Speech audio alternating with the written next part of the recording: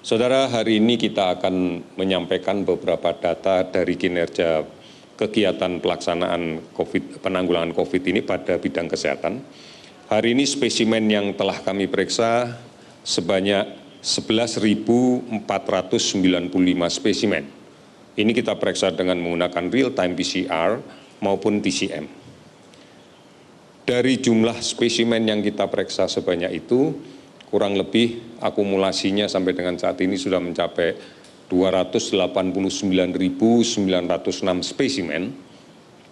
Kita dapatkan kenaikan dari kasus konfirmasi COVID-19 sebanyak 687 orang, sehingga totalnya menjadi 24.538. Kalau kemudian kita perhatikan betul, kenaikan ini kita dapatkan cukup banyak di Provinsi Jawa Timur. Ini ada 171 kasus. Kemudian di Kalimantan Selatan ada 116 kasus. Di DKI Jakarta 105. DKI Jakarta ini didominasi oleh saudara-saudara kita yang baru kembali karena bekerja di luar negeri. Dan kita harus melakukan screening terhadap mereka. Dan hari ini cukup banyak juga yang kita dapatkan dan seluruhnya kita rawat di Rumah Sakit Darurat Wisma Atlet. Kemudian Sulawesi Selatan juga meningkat 46, kemudian di Sumatera Utara ada 30 kasus. Sementara kalau kita perhatikan provinsi yang tidak ada kenaikan sama sekali, tidak ada penambahan kasus sama sekali atau tidak ada kasus sama sekali yang kita dapatkan adalah Bangka Belitung, DIY, Yogyakarta, Jambi, Kalimantan Utara, Lampung, Riau, Sulawesi Barat, Nusa Tenggara Timur tidak ada kasus sama sekali. Sementara ada 3 provinsi dengan penambahan kasus 1, yaitu Aceh, Kalimantan Barat, Kalimantan Timur. Kalau kemudian kita hitung dari hari ke hari, maka terlihat bahwa memang hari ini penambahan yang cukup banyak itu adalah Kalimantan Selatan. Karena kemarin 73, sekarang menjadi 116. Sementara kalau kita lihat Jawa Timur memang saat ini paling tinggi, tetapi sebenarnya hakikatnya kemarin itu 199, sekarang menjadi 171. Artinya ada penurunan dibanding dengan kemarin. Saudara-saudara sekalian, inilah yang menjadi perhatian kita, bahwa masih ada beberapa daerah yang memang gambaran grafiknya sudah mulai menurun, ada yang melandai, tetapi ada beberapa yang naik. Kita memaklumi kondisi ini, karena memang dinamika sosial yang berada di provinsi satu dengan yang lain tidak sama.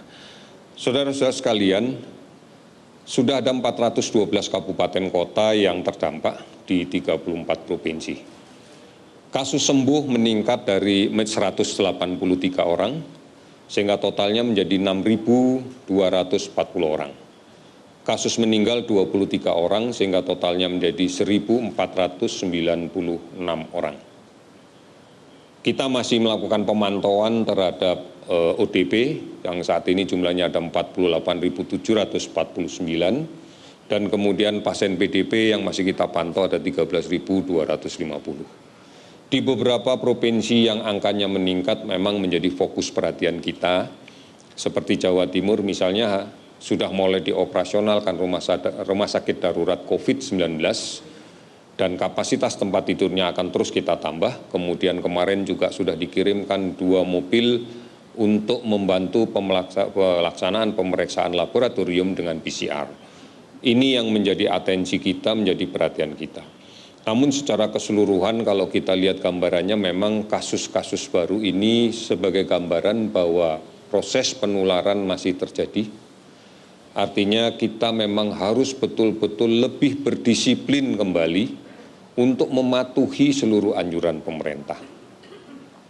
Kita harus mulai mengaktifkan kembali cara-cara hidup dengan kenormalan yang baru. Oleh karena itu, kami ingatkan sekali lagi, yang pertama, jaga jarak. Kemudian yang kedua, cuci tangan secara sering dengan menggunakan sabun dan air yang mengalir.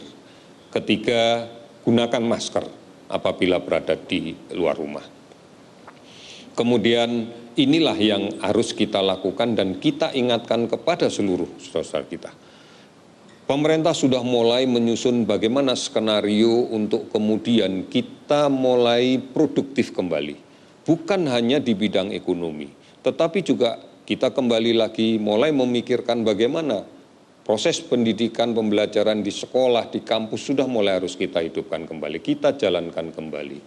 Bagaimana kemudian kegiatan beribadah di rumah-rumah ibadah juga kita kembalikan seperti semula. Tentunya ini akan sangat tergantung pada kondisi epidemiologi daerah itu saat ini. Kita tadi sudah bisa melihat, sebagian sudah kami jelaskan bahwa kondisinya tidak sama masing-masing daerah. Oleh karena itu tentunya kajian harus komprehensif di masing-masing daerah. Karena tujuannya adalah pengendalian epidemiologi COVID-19 di daerah itu.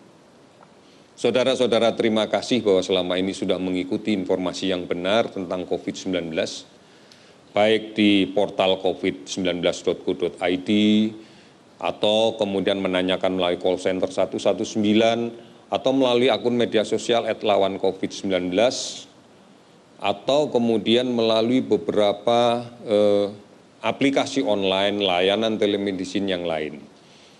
Dan saya yakin bahwa berita yang rutin disiarkan oleh Televisi Republik Indonesia dan Radio Republik Indonesia serta disebarluaskan oleh seluruh televisi dan radio swasta yang lainnya, ini memberikan informasi yang benar, informasi yang bisa dijadikan pedoman dan bisa dijadikan pegangan bagi semuanya.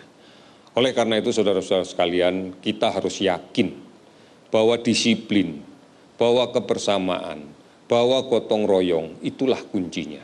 Kita menuju ke era yang harus kita hadapi dengan cara hidup yang baru, dengan persepsi normal yang baru. Ini kuncinya. Kami yakin kita bisa. Yakin kita bisa. Indonesia pasti bisa. Sekian, terima kasih.